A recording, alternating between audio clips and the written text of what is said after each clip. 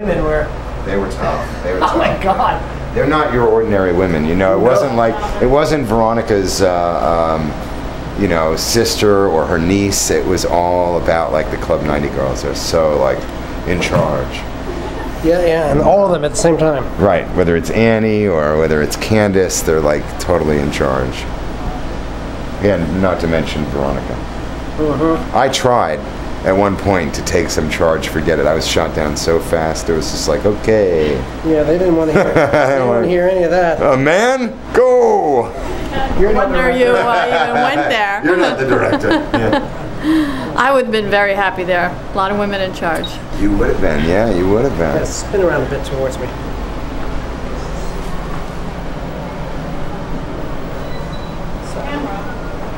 It's Betty Dodson and you hit it off. That was fun. Oh my God, that's the highlight of my year.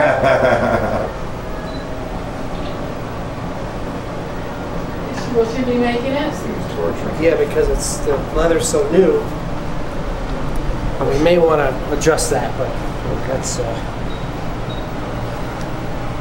Will she be making the wedding or no? Yeah, Betty Dodson will be there. Yeah, she'll be at the wedding. Are you familiar with Betty? Yeah. Say that again. I mean, I've got to get that. That she taught women how to masturbate? Yeah, and that it was okay to, yeah. She ran classes, Betty Dodson. Fantastic woman. Really interesting character. Really interesting. And at 83, she's still sprightly as ever. You know? Wow, 83? 83. But you wouldn't know it. She doesn't look at it all. To be able to walk around like that and move around at 83 like that is amazing. Man. I said it's not responding anymore right now. Not yet. Not yet. Okay. You just have to go up a bit for you. What do you think? Maybe a touch, yeah. Wow, these are really. They're really long. A little bit too long. They're expecting a big fat old guy. And it's very tall. Yeah. Stu, how did you meet Veronica? Well, I was working at an animal hospital, and Casey and Maria came in, and they handed me a business card. But first we were talking. Sorry. What it was Casey and Maria were looking to set up a woman who lived in this building, a different woman, with the owner of my. Yeah, is it in there? Where is it? I think Maybe it's probably in here. You want to try and find it? Thank you, James. They tried to set me up, set her up, the owner of the practice, with this woman. And they were talking to me, asking me questions about the owner of the practice. And I said, you know, he doesn't need any help. He owns an animal hospital, and he owns upstate a place. He's doing just fine for himself. And I said, you know, if you really want to hook somebody up, you can always try and hook me up. So they thought that was funny. But of course, I passed along the card to him. And like a week or so later, or 2 weeks later, he came in for something else for the animals to the animal hospital. And they slid this card with her phone number on it for a different woman, Stephanie. And I was like, oh, what's this? And you're like, don't you remember that conversation? Oh, and she had said, give it to the guy with the chutzpah, right. Which was me.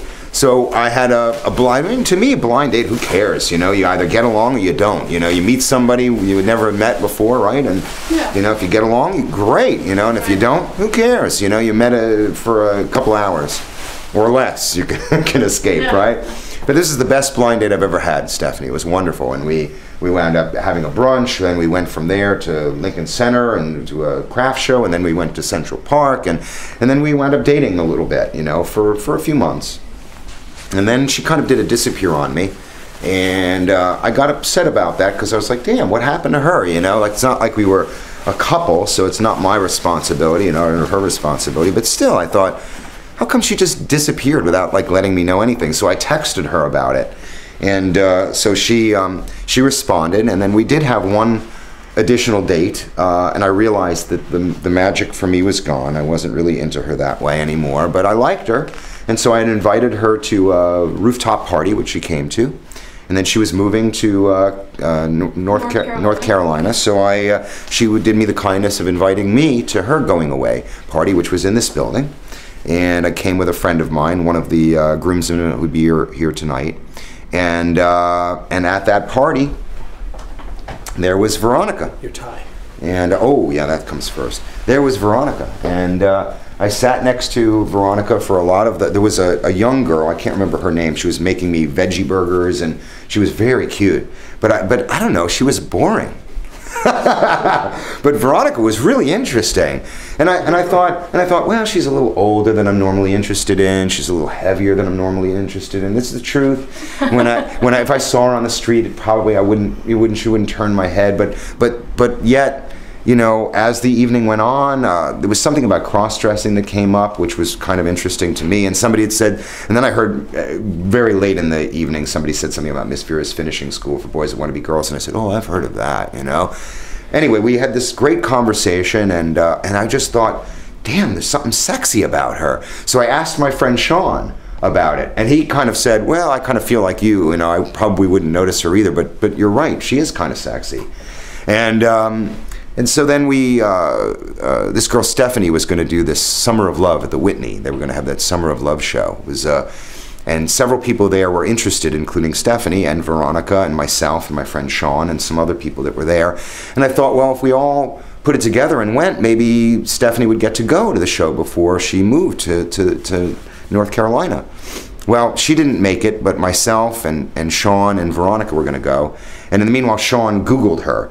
And he calls me up and he's like, dude, now I know why we thought she was sexy. I'm like, why? Well, she made her living, you know, with sex. I'm like, what do you mean? And he's like, well, she was a model for Robert Mapplethorpe, and, you know, and she starts going through this litany of stuff. And for me, it just made it more interesting that we were going to go to the Summer of Love show with her. So at the Summer of Love show, Sean is a very talkative guy. And so he usurped the whole conversation. They were talking the whole time. And I thought maybe they were interested in each other. I didn't know.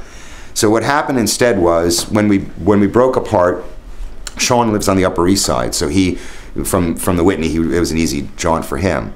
Veronica and I took a cab together, since we both live on 8th Avenue in different places, but on 8th Avenue, so we shared a cab. Later on, I'm walking my dog, and I get a phone call, and it's Veronica. And she says, are you one of these guys that leaves something behind, you know, for someone to find? I'm like, what do you mean? She's like, I've got your umbrella. You left it in the cab. I said, oh, I'm sorry. You know, I leave umbrellas everywhere I go, you know. So we have this nice conversation. And during the course of the conversation, she refers to her cat, Charlie. But she referred to him, she says, oh, something about her, she's petting her pussy. And I, you know, and I'm like, you know, okay, you know, so after the conversation is over, yeah. So no, I didn't right away. I'm not swift enough that way. It takes a little reflection for me to catch on. So a couple minutes later, I'm still walking the dog, and I'm like, what the hell was that? So I called her up, and I said, Veronica, you know, you said this thing about petting your pussy. Were you trying to like flirt, or was this like just a normal thing? You don't usually refer to your cat as a pussy. And she said, well, the truth is that when it first came out of my mouth, it wasn't intentional, but I liked the way it sounded, and I liked flirting with you, and there was something about you. She said, you should be, how did she refer to it? Honored, right, or something like that, right? That you know, because you know, I guess she hadn't since. Thank you, I appreciate it. Sorry, it's my brain. Since what's his name, Since Phil Berger had passed away, she really hadn't been with a man, and she really hadn't been sexual. And so she said, you know, you should feel good about that, and I did, and then we wound up making a date, and we went for a first date where Sean was there and McKelly was there and all that, and it was an event where she was talking about being a model for Robert Mapplethorpe, and at our first date before we went to the event, hang on, sorry. Give me, I'm going to call you right back in 1 minute. 1 minute.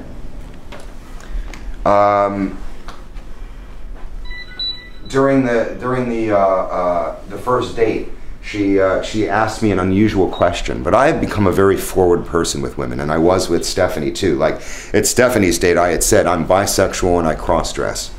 I figure, why waste time? Like, you know, if they're not interested, they're not interested. I'm not gonna I don't want to pretend I'm somebody I'm not, you know. So Veronica says, knowing now that I'm a cross-dresser, and so she says, so what do you think about your penis? On our first, I've never had a woman ask me something like that. What do I think about my penis? Well, I'm Jewish. I wish it was bigger. You know? I said, but it does the job. And she's like, and she's like, no. What do you think? Do you want to, become a woman? Do you want to? I said, hell no. I'm a man. I just like to cross-dress. I have no interest in losing my penis. You know. So that was our first.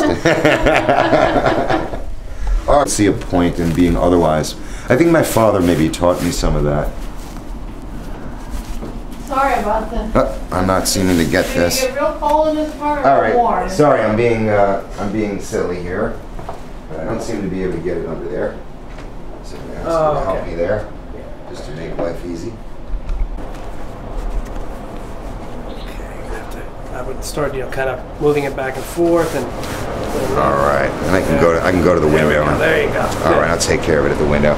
My father has a great memory of my father from my aunt. My Aunt Jo is his youngest sister, and my Aunt Jo, my father was born in 1924, and he grew up and was an excellent artist, and I wish that I can do him honor that way. I speak to him in the afterlife there all the time. Whenever I'm doing artwork, I usually talk to him, and I often have a photograph of him as well. Oh, that's going to have to be longer. Anyway, my aunt was younger than him, and they were still quite young. I think she was probably a teenager at that point. They probably both were teenagers.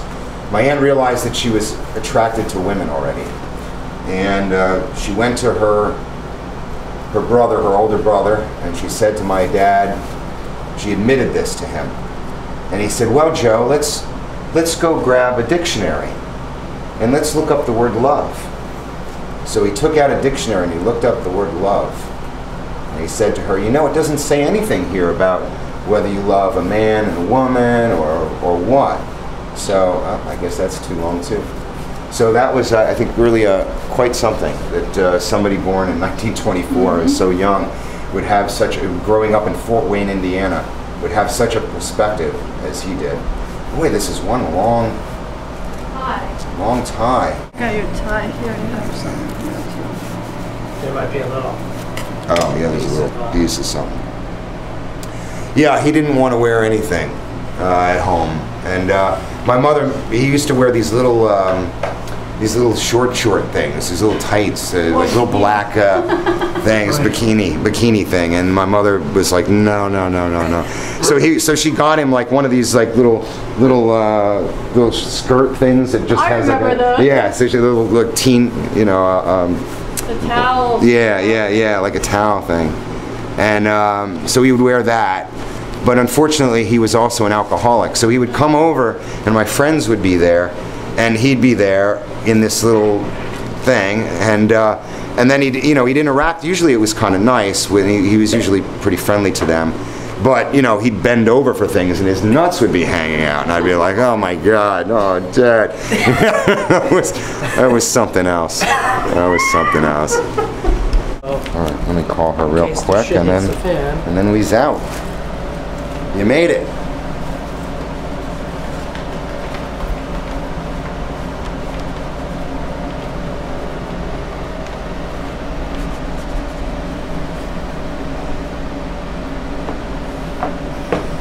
What a dashing Pretty young sniffy, yeah, stiffy. Yeah, it's nice. If only I could speak English. I do, exactly. To work. Hi, one quick question before we leave. The envelope that's being left for people that James is going to have, do you know where that envelope is?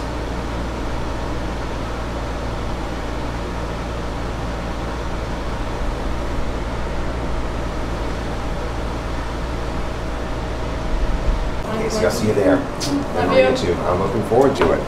Yeah, and now my guys are on the last minute trying to get the live stream together, having just been advised about this yesterday.